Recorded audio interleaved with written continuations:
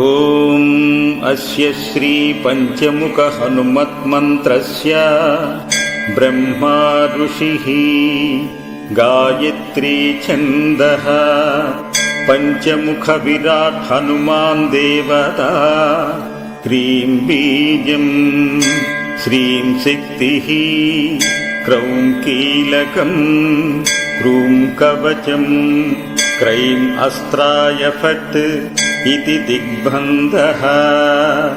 ಶ್ರೀಗರುಡ ಉವಾಚ ಅಧಧ್ಯಾನಂ ಪ್ರವಕ್ಷ್ಯಾಮಿ ಶೃಣು ಸರ್ವಾಂಗಸುಂದರೀ ಯತ್ಕೃತಂ ದೇವದೇವೇನ ಧ್ಯಾನಂ ಹನುಮತಃ ಪ್ರಿಯಂ.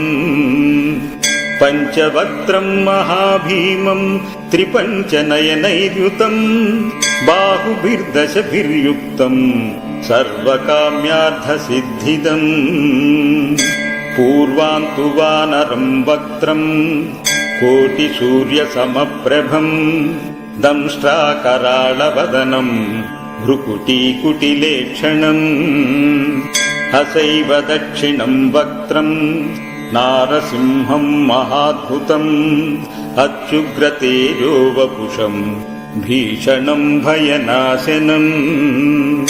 ಪಶ್ಚಿಮಂ ಗಾರುಡಂ ವಕ್ತ್ರಂ ವಕ್ರತುಂಡಂ ಮಹಾಬಲಂ ಸರ್ವನಾಗಪ್ರಶಮನಂ ವಿಷಭೂತಾದಿಕೃಂತನಂ.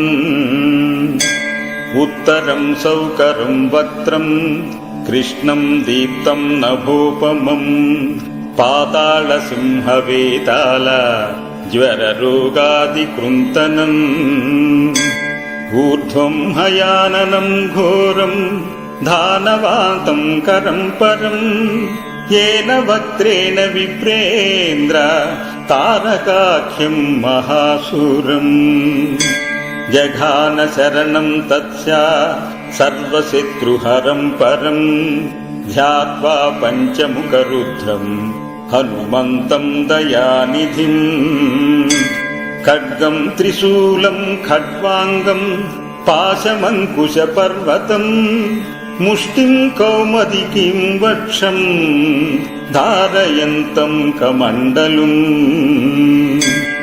ಭಿಂದಿಪಾಲಂ ಜ್ಞಾನಮುದ್ರಾಂ ದಶಭಿರ್ಪುನಿಪುಂಗವಂ ಏತಾನ್ಯಾಯುಧಜಾಲಾನಿ ಧಾರಯಂತಂ ಭಜಾಮ್ಯಹಂ. ಪ್ರೇತಾಸನೋ ವಿಪಿಷ್ಟಂ ತಂ ಸರ್ವಾಭರಣಭೂಷಿತಂ ದಿವ್ಯಮಾಲಾಂಬರಧರಂ ದಿವ್ಯಗಂಧಾನುಲೇಪನಂ.